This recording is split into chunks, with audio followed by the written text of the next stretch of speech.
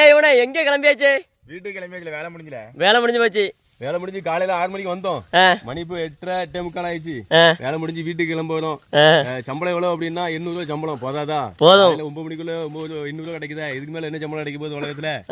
பாத்தீங்க. ஆனா எனக்கு ஒரு சந்தோஷம், ஆத்ம திருப்தி என்ன அப்படின்னா, இந்த 8:30 9 மணிக்கு வேலையை முடிச்சு வீட்டுக்கு போகும் போதிலா, இந்த போற பாதையில ரோட்ல ஏத்தால பாக்கும்போது இந்த காலேஜுக்கு போற பசங்க, ஸ்கூல்ல போற டீச்சர்ஸ், பேங்க் வேலைக்கு போற ஊழியர்கள், மத்தபடி இந்த கம்பெனி ஜாப்க்கு எல்லாம் போறவங்க எல்லாருமே பாக்கும்போது ஈத்தால பார்த்தா பறக்க பறக்க பதறி அடிச்சுக்கிட்டு போயிட்டு இருப்பாங்க பைக்ல.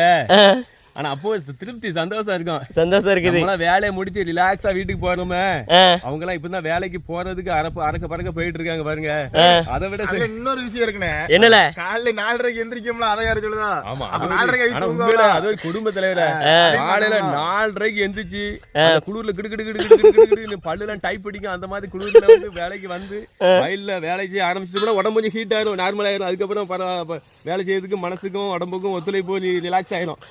ஆனா எவ்வளவுதான் கஷ்டமா இருந்தாலும் 9 மணி வேலை முடிச்சதுங்களா? அதுக்கப்புறம் இன்னைக்கு 9 மணி வேலை முடிஞ்சிட்டு அப்படின்னா மறுநாள் காலையில 4:30 வரைக்கும் ரெஸ்ட் தானே எங்களுக்கு. மாடு மேய்க்க போலாம், எங்க சோறு பங்க போலாம், ஊதாரியை சுத்திட்டு தெருவும் தென்னை மாடு குவாலிக்கா பம்பரக்கான விளாண்டுட்டு சுத்திட்டு இடையிலாம்ல. அந்த மாதிரி ஒரு ரிலாக்ஸ் மைண்ட், ஒரு ஃப்ரீயா இருக்கு, ரிலாக்ஸ்னஸ், ஒரு ஃப்ரீடம் இங்க இருக்கு.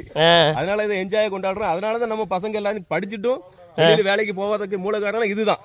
அதிகாலையில வேலையை ஆரம்பிச்சுட்டு சீக்கிரத்துல வேலையை முடிச்சு சும்மா சுத்திட்டு அடையலாம் அப்படிங்கிற எண்ணத்தினாலதான் இந்த வேலையை பெரும்பான்மையான நம்ம விவசாய பெருமக்கள் விரும்பி செய்யறது. நண்பர்களே, இதான் நம்மளோட குடும்பம். நம்ம என்னென்ன சாப்பாடுலாம் வச்சிருக்கோம்னு பார்க்க போறோம் வாளியில. ஃபர்ஸ்ட் சிவா என்னெல்லாம் வச்சிருக்கா? தயிர், சோறு, ஊறுகாய், கூட்டு வச்சிருக்காவ. சரி, நீங்க என்னெல்லாம் வச்சிருக்கீங்க? சுறா மீன், ஊறுகாய், கஞ்சி, இதுல தயிர் ஊத்திருக்கேன் அப்படின்னா?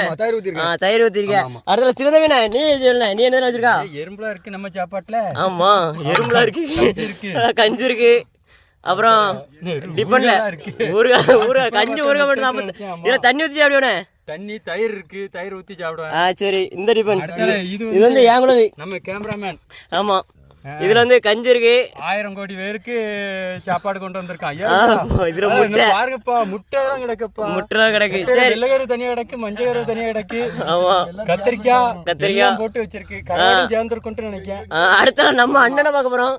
ஏன்னா நீ என்ன வச்சிருக்கா? ஏனே கஞ்சி கருவாட்டு குழம்பு, வேற உப்புடப்பா தான் இருக்குண்ணா. சரி, அடுத்துல இங்க 2 பேர் சாப்பிட்டுட்டு இருக்காங்க. நீங்க என்ன வச்சிருக்கீங்க? பழைய சாப்பாடு. இது என்னண்ணே?